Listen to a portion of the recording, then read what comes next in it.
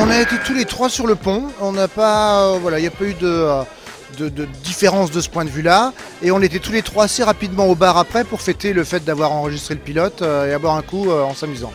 Moi, ben moi sans doute.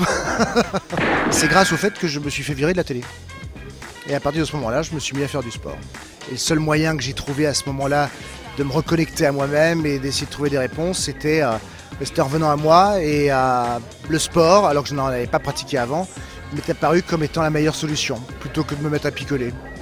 Alors j'ai sorti cette connerie à une époque, parce que c'est vrai que j'avais fait un petit régime pendant l'été qui m'avait fait perdre 24 kilos. Et pour rire, j'ai dit que j'avais mangé que des pêches. Et le journaliste a pris ça à la lettre. Mais comment peut-on envisager de ne manger que des pêches pendant 2 mois? Très vite, quand même, on finit sur le trône, en permanence. Jamais. Mais il y a des fois où on ne me l'a pas demandé. Donc j'ai pas jugé bon forcément de le dire. J'ai jamais caché, non. En fait, je ne l'ai, semble-t-il, jamais réellement eu.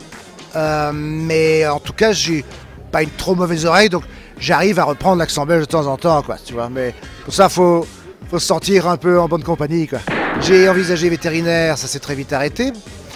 Parce que j'ai sauvé les oiseaux, mais je les mettais sur les radiateurs pour les réchauffer, et puis en fait je les cuisais, donc, mais je ne l'ai compris qu'après. Et puis à l'arrivée, comédien, animateur, producteur, voilà. Oui, plusieurs fois.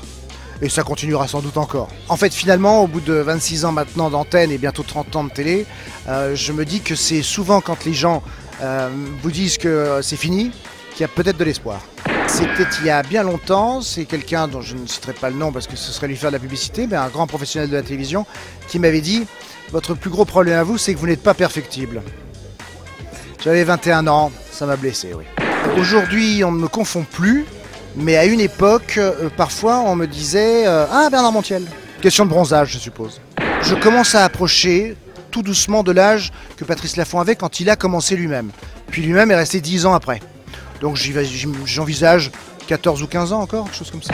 J'ai répondu à une interview d'RMC qui me posait une question, et j'ai répondu ce qui me semblait être la plus proche de ce qu'est voilà, de ce qu'a été ou de ce qu'est mon état d'esprit. Et voilà, donc j'ai répondu hétéromo, mais les animateurs au départ n'ont pas de sexe, c'est comme les anges. Oui, je suis un hyperlaxe. Je vois que c'est un journaliste de terrain, un journaliste d'investigation.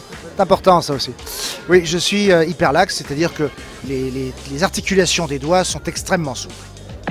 Minne, ça veut dire amour en vieux flamand, et en allemand aussi d'ailleurs. Les Minnesänger étaient les troubadours au Moyen-Âge.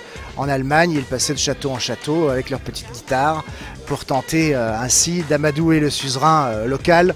Et le nom de cette famille serait venu du nom d'un bâtard de Charles Quint. Le nom a été donné, dit la légende, par l'empereur lui-même à la femme à qui il avait fait cet enfant. Et ça a donné le grand fleuve que vous avez devant vous maintenant, hein.